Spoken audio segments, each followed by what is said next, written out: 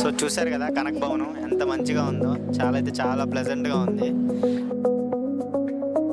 అయితే చూసారు కదా గుప్తర్ ఘాట్ దగ్గర చూసాము.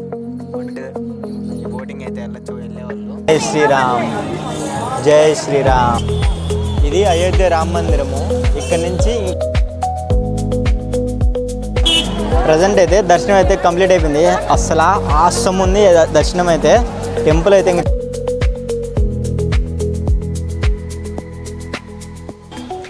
So hi friends, welcome back to my channel Harsha vlogs. ఈరోజు మనం అయితే ఒక చిన్న ట్రిప్ అయితే ప్లాన్ చేశాము. ఎక్కడికో కాదు, అహ్మదాబాద్ నుంచి అయోధ్యకి మరియు అక్కడి నుంచి కాశీకి అనమాట. ఫస్ట్ మనం అహ్మదాబాద్ స్టేషన్కి అయితే వచ్చేసాము. Ahmedabad station out side view అయితే ఇట్లా ఉంటుంది. మనం ఇక్కడ నుంచి ఎంట్రీ అవుతాము. మనమైతే లోపలికి వెళ్ళిపోదాము. ప్రజెంట్ టైం అయితే 10:30 అవుతుంది. మన ట్రైన్ వచ్చి 11:10 అనమాట. ఆ ట్రైన్ డీటెయిల్స్, బడ్జెట్ మొత్తం లోపలికి వెళ్ళాక డిస్కస్ చేసుకుందాము. లోపలికి వెళ్దాం పదండి. అలానే మన ట్రైన్ అయితే వచ్చేసింది అనమాట. ఇంకా జస్ట్ ఇంకొక 10 మినిట్స్ అయితే ఉంది. మన జర్నీ అయితే స్టార్ట్ చేయబోతున్నాము. మనకి ఇక్కడ నుంచి అహ్మదాబాద్ నుంచి అయోధ్య పోనీకి మనకి శబర్మతి ఎక్స్ప్రెస్ అయితే ఉంది. అహ్మదాబాద్లో నైట్ 11:10కి అయితే స్టార్ట్ అవుతుంది. అది ట్రైన్ నెంబర్ వచ్చి 19165 అనేది ఉంటుంది. మనము ఈరోజు జర్నీ చేస్తాము. ఆల్మోస్ట్ మనం 27-28 అవర్స్ జర్నీ చేసి నెక్స్ట్ డే ఎర్లీ మార్నింగ్ 2-2:30 కల్లా దిగుతాము. శబర్మతి ఎక్స్ప్రెస్ ట్రైన్ నెంబర్స్ అయితే డిస్ప్లే చేస్తున్నాను, ఒకసారి చూడండి.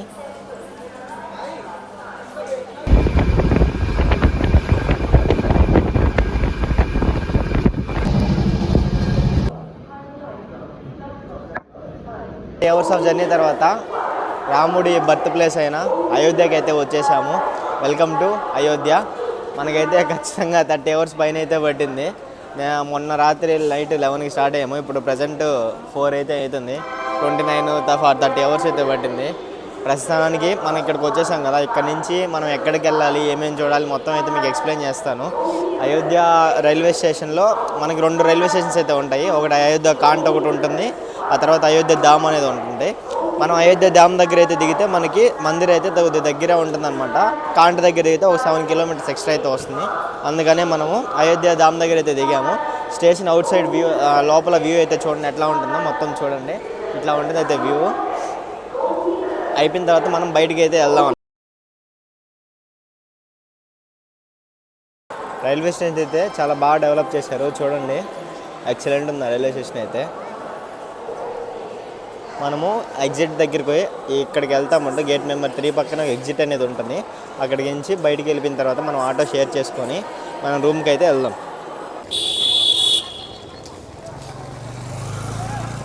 స్టేషన్ అయితే నైట్ టైం లైటింగ్తో ఎక్సలెంట్గా ఉంది చూడండి. రైల్వే స్టేషన్ నుంచి జస్ట్ ఒక 100 మీటర్స్ దూరంలో మేమైతే హోటల్ అయితే చెక్ఇన్ చేసినాము. హోటల్ నేమ్ వచ్చి శ్రీ గణపతి గెస్ట్ హౌస్. ఇక్కడ ఫోన్ నెంబర్ అయితే డిస్ప్లే అవుతుంది కదా, ఇక్కడైతే చూసుకోండి. రూమ్స్ అయితే పర్లేదు, బాగానే ఉన్నాయి. మనకి ఒక కాస్ట్ రూమ్ వచ్చి 600 అరౌండ్ పడింది. మేము 2 రూమ్స్ తీసుకున్నాం, 10 మెంబర్స్ ఉన్నాం కాబట్టి. జస్ట్ ఇక్కడ నుంచి రైట్ వెళ్తే మనకి రైల్వే స్టేషన్ అయితే కనిపిస్తుంది అనమాట.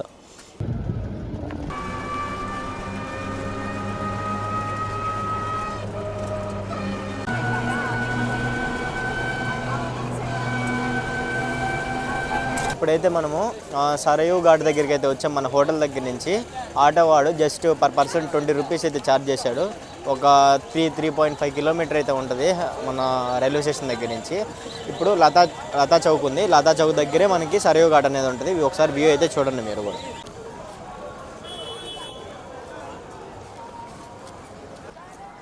ఇప్పుడు టైం అయితే ఎర్లీ మార్నింగ్ 5:30 అయితే అవుతుంది. మేము జస్ట్ రైల్వే స్టేషన్ దగ్గర దిగేసిన తర్వాత రూమ్ తీసుకొని రూమ్లో జస్ట్ ఫ్రెష్ అప్ అయిపోయి వచ్చేసాము. బాత్ ఏం చేయలేదు.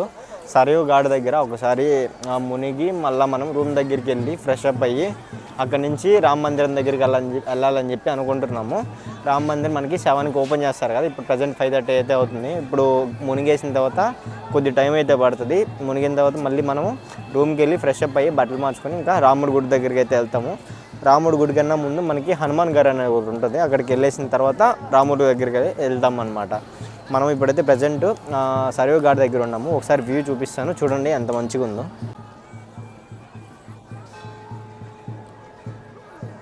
జస్ట్ ఇందాక చూపించిన లతా చౌక్ దగ్గర నుంచి జస్ట్ 100 మీటర్స్ అయితే మనం ముందుకు వస్తే మనకి ఘాట్స్ అయితే ఉంటాయి.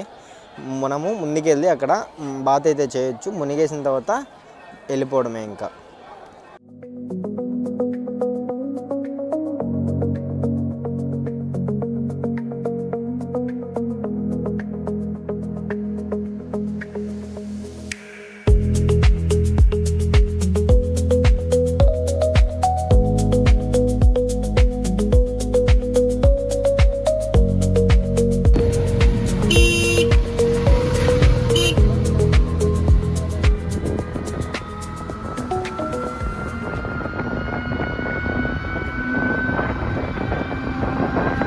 ఇందాక చెప్పినట్టు మనము సరియు నది దగ్గర స్నానం చేసుకొని రూమ్కి అయితే వచ్చి ఫ్రెష్ అప్ అయిపోయాము. ప్రజెంట్ టైం అయితే 8 అయితే అవుతుంది. ఫ్రెష్ అప్ అయిపోయిన తర్వాత ఫస్ట్ మనము వెళ్ళాల్సిన ప్లేస్ వచ్చి హనుమాన్ గారు అనమాట. అంటే హనుమంతుడి రాజ్యము కోట అన్నట్టుగా ఉంటుంది. అక్కడ మనకి 6కే ఓపెన్ చేస్తారు గుడి. ఫస్ట్ అక్కడ దర్శనం చేసుకుని తర్వాత రాముల గుడి దగ్గరికి అయితే వెళ్ళిపోదాము. దారిలో చిన్న బ్రేక్ఫాస్ట్ కానీ చిన్న ఛాయ్ కానీ వేసుకొని వెళ్ళిపోతాం అనమాట. ఇంకా మధ్యలో ఏం స్టాప్స్ లేవు. వీడియో అయితే చాలా ఇంట్రెస్టింగ్గా ఉండిపోతుంది. ఖచ్చితంగా వీడియో అయితే మొత్తం చూడండి.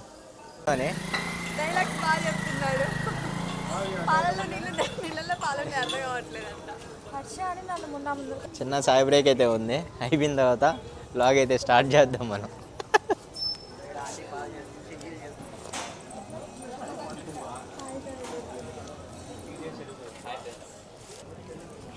రైల్వే స్టేషన్ దగ్గర నుంచి హనుమాన్ గారు కానీ రామ మందిరం కానీ 2 వాకబుల్ డిస్టెన్సే. మనము వాక్ చేసి అయితే వెళ్తున్నాము. ఒకవేళ వద్దనుకుంటే మనము ట్యాక్సీ అయితే కూడా తీసుకోవచ్చు. జస్ట్ పర్ పర్సన్ 20 రూపీస్ అయితే ఛార్జ్ చేస్తారు.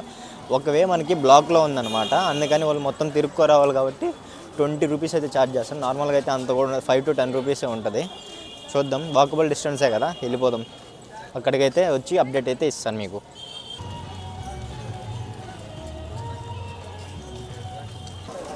ఇక్కడైతే చూడండి, శ్రీ రామ్ మందిర్ వచ్చి 100 మీటర్స్ ఉంది. శ్రీ హనుమాన్ గడి వచ్చి 600 మీటర్స్ ఉంది.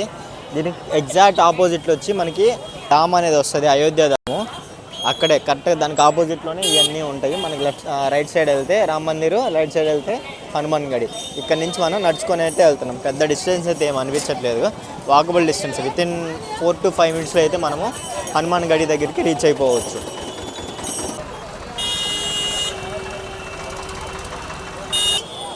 ఇది అయోధ్య రామ మందిరము. ఇక్కడ నుంచి ఇంకొక 500 మీటర్స్ ఇదే దారిలో ఆపోజిట్లో వెళ్తే మనకి హనుమాన్ గడి అనేది వస్తుంది. వెళ్ళిపోదాం లోపలికి.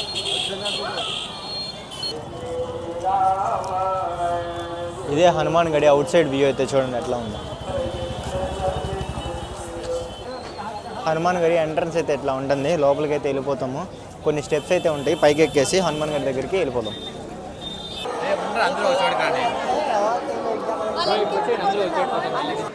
జై శ్రీరామ్, జై శ్రీరామ్.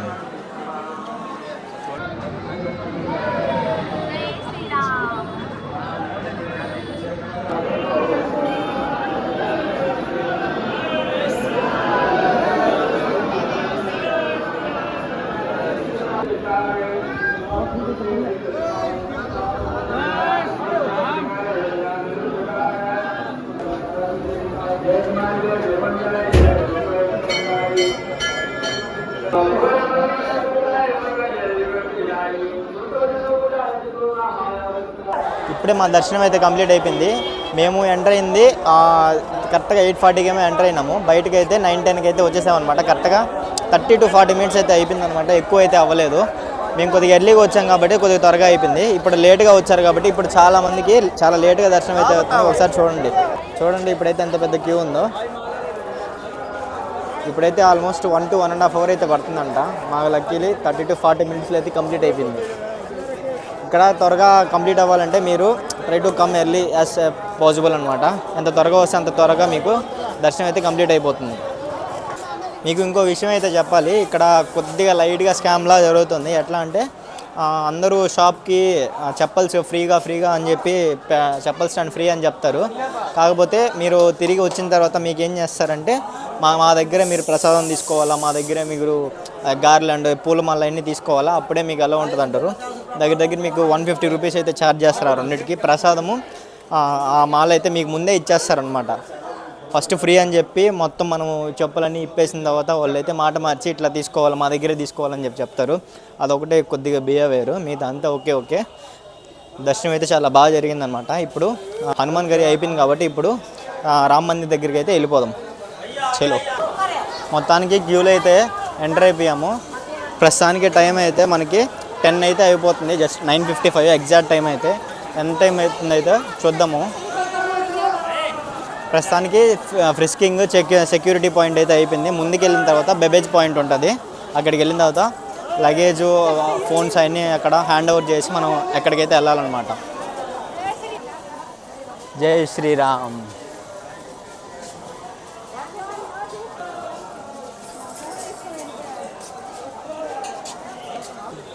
కొద్దిగా లోపలికి వచ్చాక ఇట్లాగా సెకండ్ పాయింట్ ఉంటుంది సెక్యూరిటీ చెక్కి, లోపలికి అయితే వెళ్ళిపోదాం సెక్యూరిటీ చెక్ చేయించుకొని.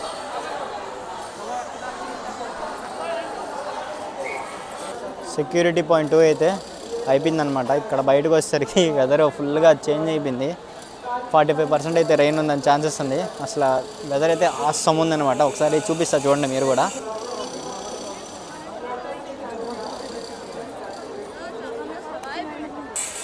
ఇక్కడ కనిపిస్తుంది కదా ఎలక్ట్రానిక్స్ ఏమన్నా తీసుకొని వచ్చండి. లగేజ్ కౌంటర్ ఇక్కడ పెట్టేసి మనము ఈ దారి నైట్ నుంచి అక్కడ గుడి ఉంటుంది అక్కడ వెళ్ళిపోవాలన్నమాట. సెక్యూరిటీ పాయింట్ బయటికి రాగానే మనకి ఇక్కడ రైట్ సైడ్లో కనిపిస్తుంది. ఇక్కడ నుంచి మొబైల్స్ ఎలక్ట్రానిక్స్ ఏమీ కూడా నాట్ అలౌడ్ అనమాట. సో ఇక్కడే పెట్టేసి వెళ్ళిపోదాము.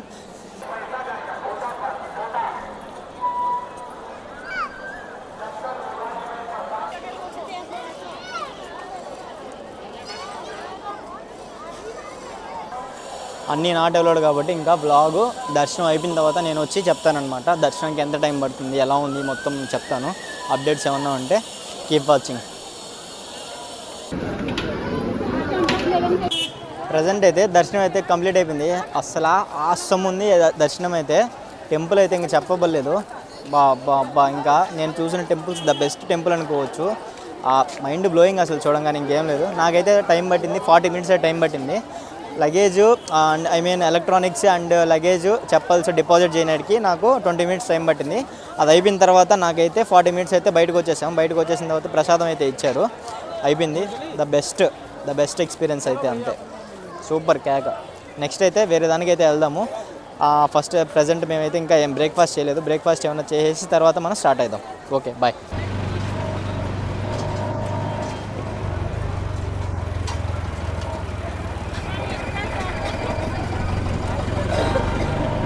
ప్లేస్ మనమైతే గుప్తర్ ఘాట్కి అయితే వెళ్తున్నాము. ఆటో అయితే రెంట్కి తీసుకున్నాము. మొత్తం 10 members అయితే ఉన్నాము. ప్రజెంట్ 70 rupees per head అయితే పడుతుంది అప్ అండ్ డౌన్. వాళ్ళే తీసుకెళ్ళి ఒక 1 hour వెయిట్ చేయించి మళ్ళీ మన రైల్వే స్టేషన్ దగ్గర అయితే వదిలిపెడతారనమాట. రైల్వే స్టేషన్ దగ్గర నుంచి దగ్గర ఒక 18 kilometers అయితే అప్ అండ్ డౌన్ 2 వస్తుంది. చూద్దాం ఎట్లా ఉందో, వెళ్ళాక అప్డేట్ ఇస్తాను.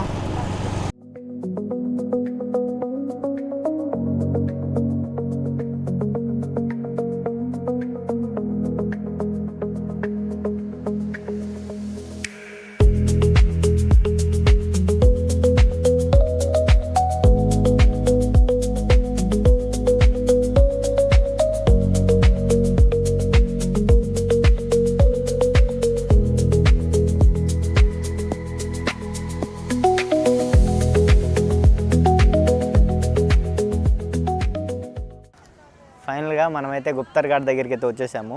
మన రైల్వే స్టేషన్ దగ్గర నుంచి 8.5 kilometers అయితే ఉంది. మనకి జస్ట్ 20-25 minutes పడుతుంది. ఆటో వాళ్ళు వచ్చి మనకి 35 నుంచి 40 rupees వరకు ఛార్జ్ చేయొచ్చు. గుప్తర్ ఘాట్ చూడండి.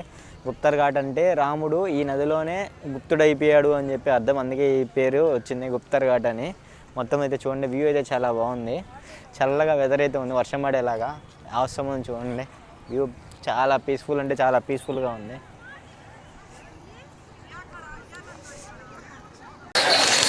మొత్తానికి అయితే చూసారు కదా, గుప్తర్ ఘాట్ దగ్గర చూసాము. ఒంటు అన్నీ ఉన్నాయి. బోటింగ్ అయితే వెళ్ళొచ్చు, వెళ్ళేవాళ్ళు ఎక్స్ప్లోర్ చేయడానికి చాలా అయితే ప్రశాంతంగా ఉంది. చూడండి ఒకసారి వ్యూ.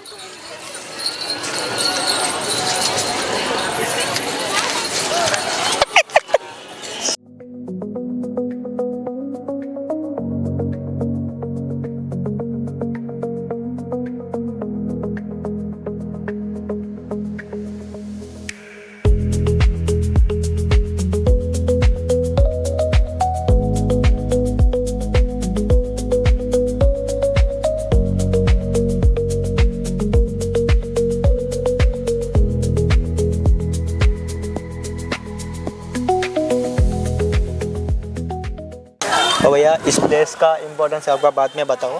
हाँ, ये है देखिए, ये गुप्तार घाट है। हाँ, यहाँ पे राम जी समाधि लिए हुए थे। सारे प्रजा यहीं पर बैकुंठ धाम गए हुए थे।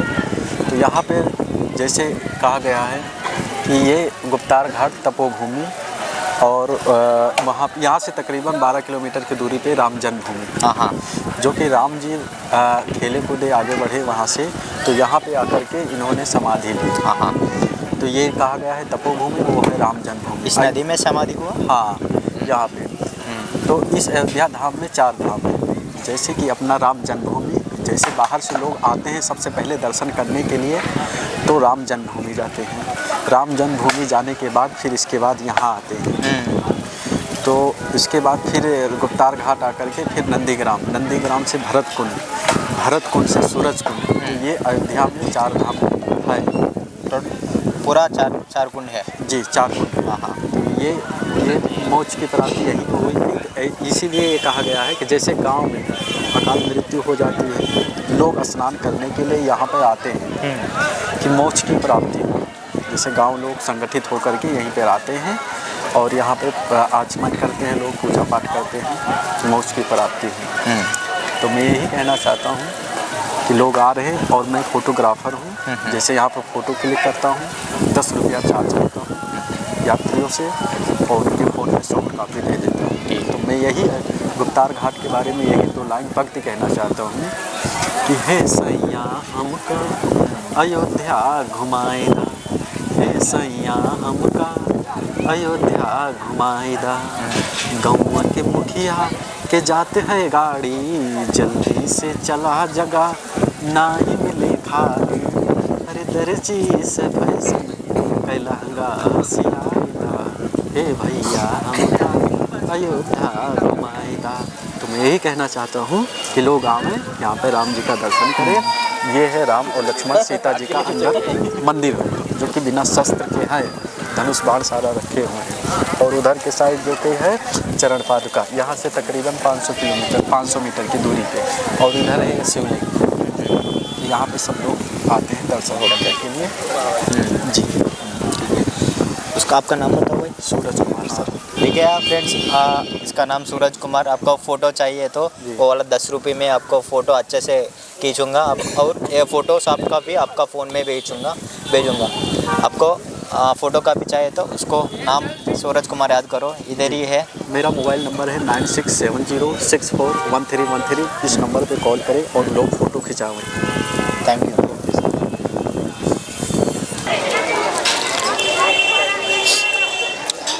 శ్రీరాముడు రాజ్యంలో చల్లగా వెదర్ వేడిగా కంకి బాగా ఎక్స్పీరియన్స్ ఎట్లా ఉందంటే లైఫ్లో ఒకసారి నా అయోధ్యని అయితే విజిట్ చేయండి ఖచ్చితంగా. చాలా అంటే చాలా పీస్ఫుల్గా ఉంది మైండ్. ఎక్సలెంట్.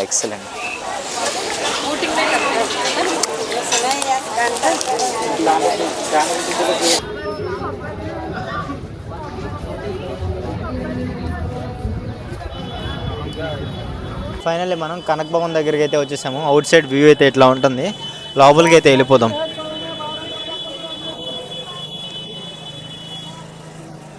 ఇది మెయిన్ ఎంట్రన్స్ అనమాట కనక్ భవన్కి.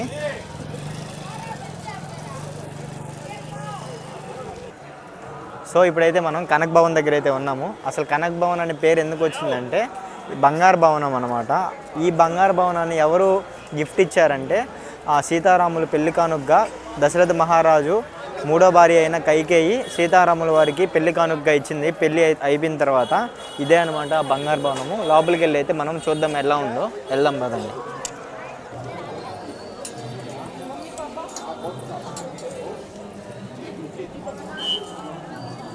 జై శ్రీరామ్, జై శ్రీరామ్. మనకి ఎంట్రన్స్లోనే left side right side Sitaram అని ఉంటుంది. మనం ఇక్కడికే రాస్తే మంచిదని చెప్పి అంటారు. మనము రాద్దాం ఇట్లాగా.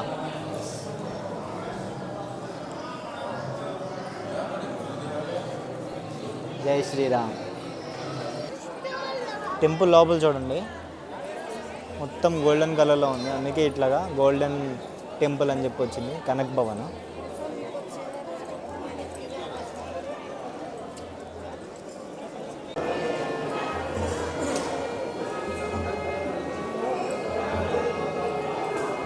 సో చూశారు కదా కనక్ భవనం ఎంత మంచిగా ఉందో. చాలా అయితే చాలా ప్లెజెంట్గా ఉంది.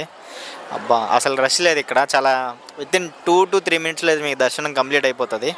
జస్ట్ ఇప్పుడు టైం అయితే మీకు 5:50 అవుతుంది. ఇంకొక 30-40 minutesలో మనకి సరయూ నది హారతి అనేది ఉంటుంది. అక్కడ లేజర్ షో కూడా ఉంటుంది. అయిపోయిన తర్వాత మనము కాశీకి అయితే బయలుదేరుతాము. ఇక్కడైతే చాలా ప్రశాంత. ఒక్కసారైనా కానీ లైఫ్లో అయోధ్యని అయితే ఖచ్చితంగా రండి, ఎక్స్ప్లోర్ చేయండి. చాలా అంటే చాలా బాగుంటుంది. ప్లెజెంట్గా ఉంది, మంచిగా ఉంది. రండి, చూడండి, ఎంజాయ్ చేయండి. ఇట్లాగే మంచి మంచి వీడియోస్ మీ దగ్గరికి తీసుకొని వస్తుంటాను.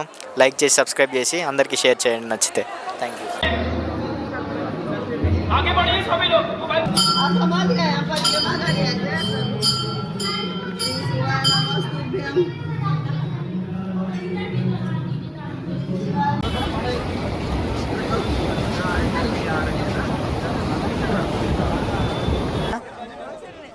ఫైనల్గా మనమైతే లాస్ట్ పాయింట్ దగ్గరికి వచ్చేసాము. అదే సరయూ హారతి. సరయూ హారతి దగ్గర మనకి హారతి ఇస్తారు and same time leather show కూడా ఉంటుంది. లేదర్ షో అయితే ఇప్పుడు ఉందో లేదో తెలియదు. మన ప్రస్తుతానికి హారతి అయితే ఇంకొక కొద్దిసేపట్లో స్టార్ట్ అవుతుంది. ప్రజెంట్ టైం అయితే 6:35. ఇంకొద్దిసేపట్లో స్టార్ట్ అవుతుంది. అంటే కొద్దిగా కరెక్ట్ ఎగ్జాక్ట్ టైమింగ్స్ అంటూ ఏముండవు. ఎంత లేట్ నైట్ అవుతా ఉంటే అంత మంచిగా దాన్ని బట్టి వాళ్ళు చేస్తూ ఉంటారు. ఒక్కొక్క సీజన్లో ఒక్కొక్కసారి, కొన్నిసార్లు 6:30కి, కొన్నిసార్లు 7కి, కొన్నిసార్లు 7:30కి, వింటర్లో ఒకసారి, సమ్మర్లో ఒకసారి ఉంటుంది. ఒకసారి వచ్చే ముందు ఆ టైమింగ్స్ ఒకసారి చూసుకొని రండి. చూడండి హారతి అయితే వ్యూ చాలా బాగుంది కదా. జై శ్రీరామ్, జై శ్రీరామ్.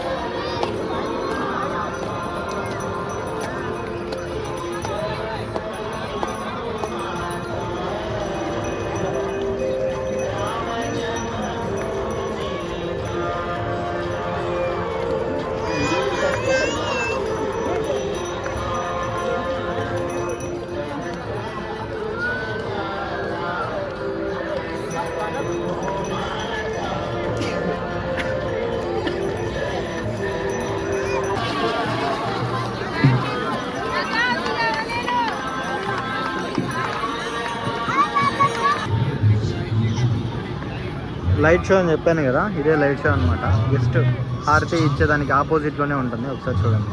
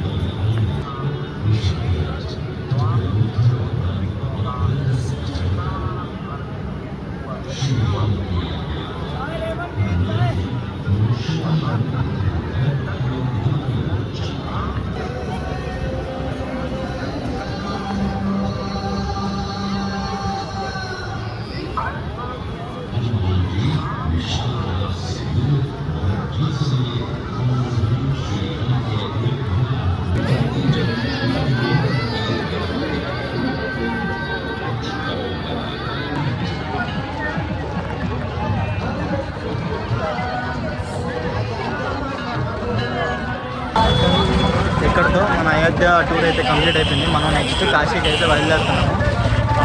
అంటే లేదర్ షో మొత్తం అయిపోయింది.